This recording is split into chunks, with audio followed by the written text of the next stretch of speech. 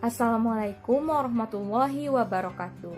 Baiklah, pada kesempatan kali ini saya Dila Putri Cahyani, nomor BP 1711021023 akan mempresentasikan seminar proposal saya yang berjudul Analisis Efektivitas Simpan Pinjam Perempuan melalui Program PNPM dalam Meningkatkan Ekonomi Keluarga. Studi kasus di UPK Kecamatan Matu, bab 1 pendahuluan. Yang pertama yaitu latar belakang penelitian. Permasalahan pembangunan di Indonesia, terutama di bidang ekonomi, merupakan hal yang perlu ditingkatkan dalam beberapa tahun ke depan. Untuk meningkatkan pembangunan di suatu negara tidak terlepas dari keadaan di negara tersebut. Di Indonesia sendiri, pemerintah sudah melakukan program pemberdayaan masyarakat yang disebut dengan PNPM, yang mana program ini dibuat pada tahun 2007. Namun sampai sekarang masih ada kelemahan dari pelaksanaan program ini, yaitu kurang tepat sasaran dana yang diberikan, di mana ibu-ibu masih menggunakan dana tersebut untuk keperluan konsumtif mereka, bukan untuk mengembangkan ekonomi atau mengembangkan usaha. Dari masalah-masalah yang sudah dipaparkan tadi, hal ini didukung juga oleh penelitian yang terdahulu, yaitu yang dilakukan di Desa Cegah Agung oleh Utomo et al. Pada tahun 2018 yang mengidentifikasi bahwa adanya polemik yang muncul terkesan kejar target yang menjadikan penerima dana tersebut sebagai subjek, dan para penerima dana menggunakan dana tersebut untuk keperluan konsumtif mereka, sedangkan tujuan utamanya yaitu untuk permodalan. Nah, hal ini juga sesuai dengan penelitian yang dilakukan oleh Feni et al. Pada tahun 2016 yang mengidentifikasi adanya kelemahan dari program ini, yaitu pendampingan yang belum menekankan pengembangan usaha dan pemasaran serta jangkauan terhadap rumah tangga miskin yang masih relatif kecil. Namun, berbeda halnya dengan penelitian yang dilakukan oleh Agustiar pada tahun 2017 yang mengungkapkan bahwa program ini memberikan dampak terhadap tenaga kerja, perkembangan UMKM di Kecamatan Samatiga, serta mampu meningkatkan ekonomi rumah tangga. Nah, adanya perbedaan hasil dari penelitian-penelitian terdahulu ini berarti bahwa adanya research gap dari penelitian-penelitian terdahulu.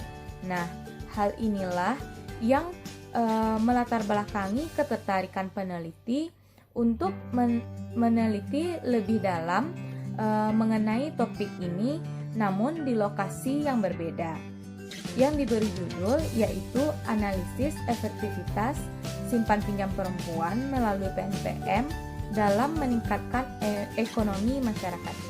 Rumusan masalah. Berdasarkan latar belakang yang telah dipaparkan tadi, maka rumusan masalahnya sebagai berikut, yaitu yang pertama, bagaimana penerapan program simpan pinjam di UPK Kecamatan Matur. Yang kedua, adakah permasalahan yang terjadi selama pelaksanaan program ini? Yang ketiga, apakah program ini efektif dalam meningkatkan ekonomi masyarakat desa? Yang keempat, apakah penyaluran dana ini sudah tepat sasaran? Tujuan penelitian. Penelitian ini bertujuan untuk yang pertama, untuk mengetahui dan memahami secara mendalam penerapan program simpan pinjam di UPK Kecamatan Matur. Yang kedua, untuk mengetahui adakah permasalahan dalam pelaksanaan program ini. Yang ketiga, untuk mengetahui efektif atau tidaknya pelaksanaan program ini dalam meningkatkan ekonomi masyarakat desa. Yang keempat, yaitu untuk mengetahui apakah penyaluran dana sudah efektif atau belum. Selanjutnya yaitu kontribusi penelitian. Penelitian ini memberikan kontribusi terhadap 3 aspek, yaitu yang pertama, ilmu pengetahuan. Dengan adanya penelitian ini, dapat menambah literatur kita dalam memahami sistem dana bergulir serta konsep lending group. Yang kedua, kontribusi praktik. Penelitian ini memberikan kontribusi praktik dalam pelaksanaan program simpan pinjam. Para peserta kelompok simpan pinjam dapat memahami tujuan sebenarnya dari program ini serta dapat memahami cara efektif dalam pengelolaan dana sehingga mendapatkan manfaat yang maksimal. Selanjutnya yaitu kontribusi terhadap pengambil keputusan atau policy maker. Dari penelitian ini, pihak UPK dapat menjadikan acuan dalam pengambilan keputusan. Sistematika penulisan. Dalam penelitian ini terdiri dari 5 bab, seperti yang telah digambarkan. Selanjutnya, bab 2, tinjauan pustaka. Landasan teori. Teori yang relevan dengan penelitian ini yaitu agensi teori yang dikemukakan oleh Berle dan Mintz pada tahun 1932, yaitu teori yang menyatakan adanya hubungan kerja antara pihak yang memberi wewenang, dalam hal ini pemerintah, dengan pihak yang menerima wewenang, dalam kasus ini yaitu penerima dana PNPM, dalam bentuk kontrak kerja. Penelitian terdahulu. Yang pertama yaitu penelitian yang dilakukan oleh Ana Zohratun Nihayah pada tahun 2015. Selanjutnya, yang dilakukan oleh Mariana et al. Pada tahun 2016.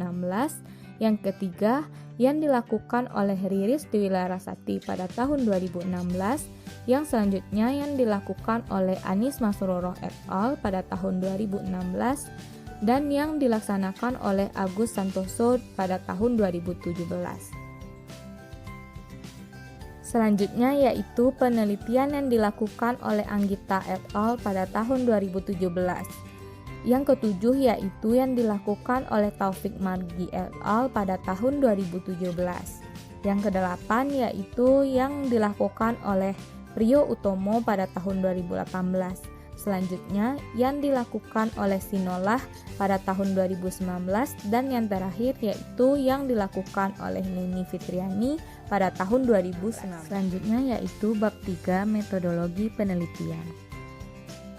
Jenis dan desain penelitian. Jenis penelitian ini menggunakan pendekatan kualitatif. Pendekatan kualitatif digunakan untuk memahami secara mendalam suatu kasus dengan melihat, memahami gestur tubuh, mimik wajah, serta perasaan dari informan yang tidak dapat diukur melalui pendekatan kuantitatif. Desain penelitian ini menggunakan studi kasus, karena studi kasus berupa memberikan gambaran mengenai kasus tertentu pada objek tertentu dan pada lokasi tertentu yang diinginkan oleh peneliti. Dalam hal ini, lokasi yang diambil yaitu Kecamatan Matur, karena belum banyak yang melakukan penelitian topik ini di daerah Kecamatan Matur. Teknik pengumpulan data. Dalam mengumpulkan data, peneliti melakukan 3 tahap, yaitu yang pertama observasi. Observasi yang digunakan yaitu observasi non-partisipan, di mana peneliti hanya sebagai penonton dan tidak langsung ikut serta dalam kegiatan yang dilaksanakan. Yang kedua, wawancara.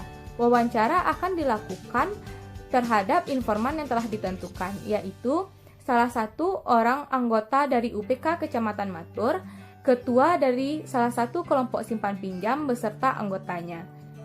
Berikut beberapa contoh pertanyaan yang akan diajukan.